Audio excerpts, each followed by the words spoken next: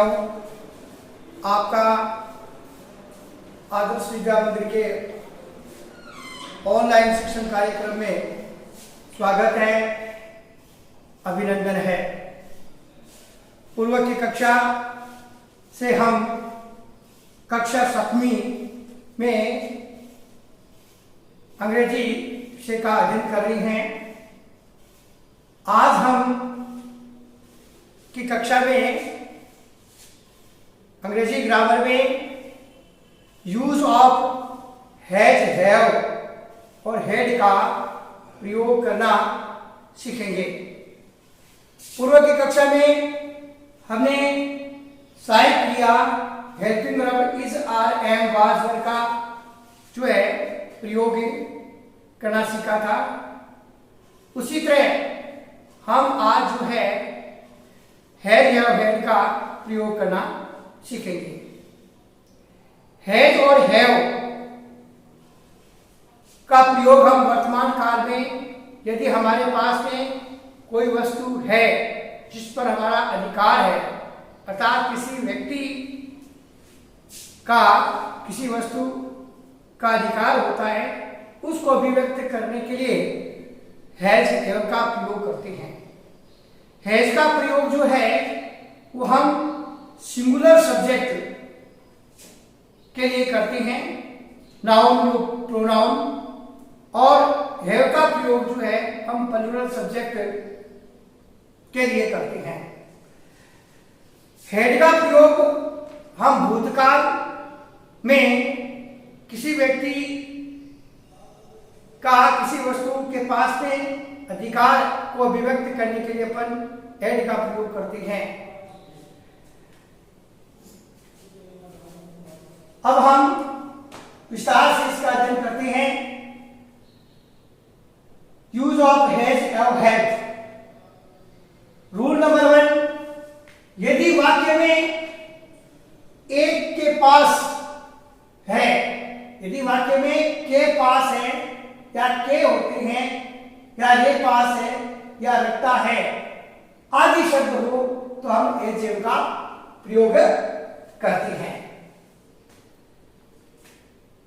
और यदि वाक्य में के पास था, के होते थे, के थे, रे पास था हो तो हम हैड का प्रयोग करते हैं।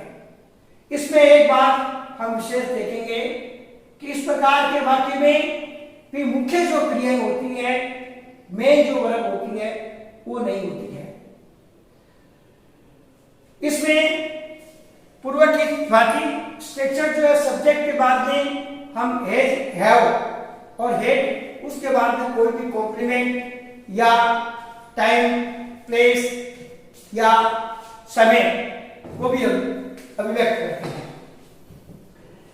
हैज एवं हैड का प्रयोग करते हुए हम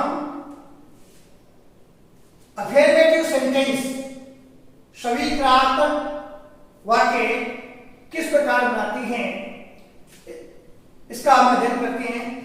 यहां पर कुछ एग्जाम्पल के तौर पर उदाहरण दिए गए हैं, जैसे उसके पास एक पुराना छाता है, तो ही हैज एन और अम्ब्रेला।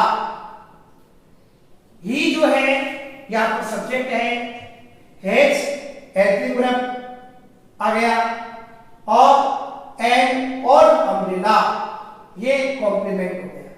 तो ही हैज एन और ए अम्ब्रेला, उसके पास एक पुराना छाता है।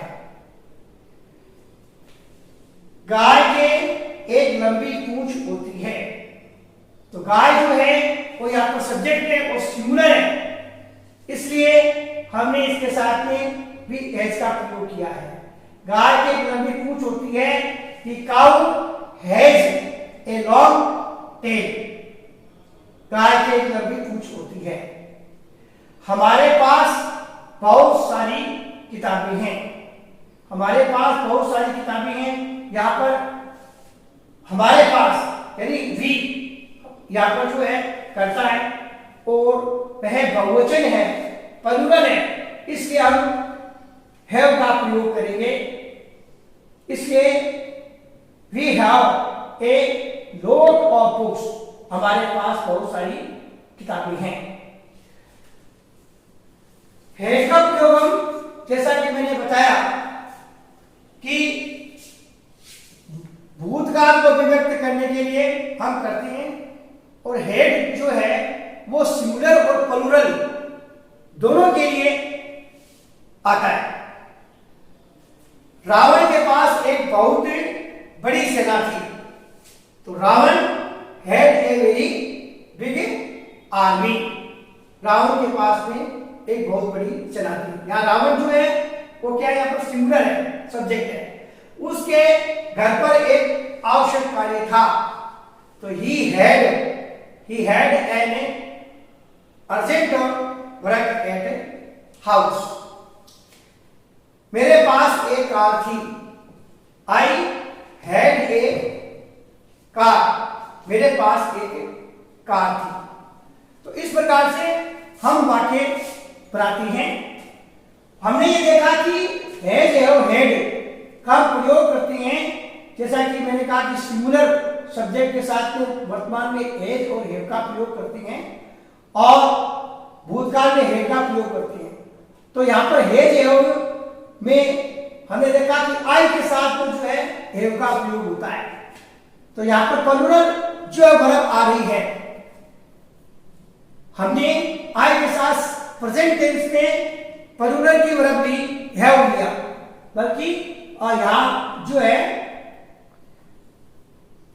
भूतकाल के अंदर आई के साथ भी हेड आएगा, सिंगुलर हो चाहे प्लूरल हो। आगे हम इसका नेगेटिव सेंटेंस पढ़ेंगे कि किस प्रकार से हम नकारात्मक वाक्य बनाते हैं।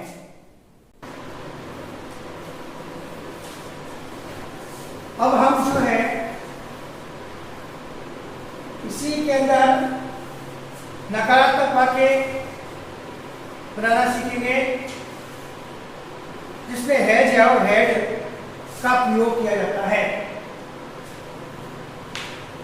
यदि हमारे पास में कोई वस्तु नहीं है या अधिकार नहीं है, तो हम हैज और हैड के बाद में नोट लगाते हैं।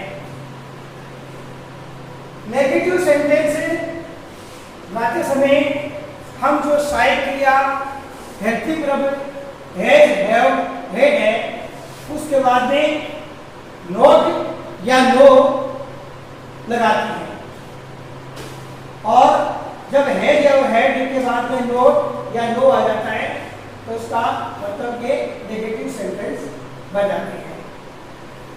स्ट्रक्चर जो होता है, सबसे पहले वो वाक्य का कर्ता सब्जेक्ट, उसके बाद में हैज हैव हैड, उसके बाद में नॉट, उसके बाद में कॉम्प्लीमेंट और इटीसी। नोट के बाद में आर्टिकल ए एन आ सकता है, किंतु नो के बाद में हम जो है कोई आर्टिकल नहीं आता है। और एग्जांपल्स जैसे उसके पास बहुत सारा धन नहीं है, तो he has not a lot of money, उसके पास बहुत सारा धन नहीं है। यहां हैज के बाद में नोट आता है। 2 नंबर वाक्य, मेरे 3 पोशाकें नहीं है, तो आई हैव नॉट 3 ड्रेसेस। कौवे के सुंदर पंख नहीं होते हैं, the crow has not beautiful wings. कौवे के सुंदर पंख नहीं होते हैं। प्रताप के पास बहुत बड़ी सेना नहीं थी, तो ये भूतकाल आ गया, तो इसलिए हम हैड का प्रयोग करेंगे। Pratap had not a very big army, Pratap के पास बहुत बड़ी सेना नहीं थी।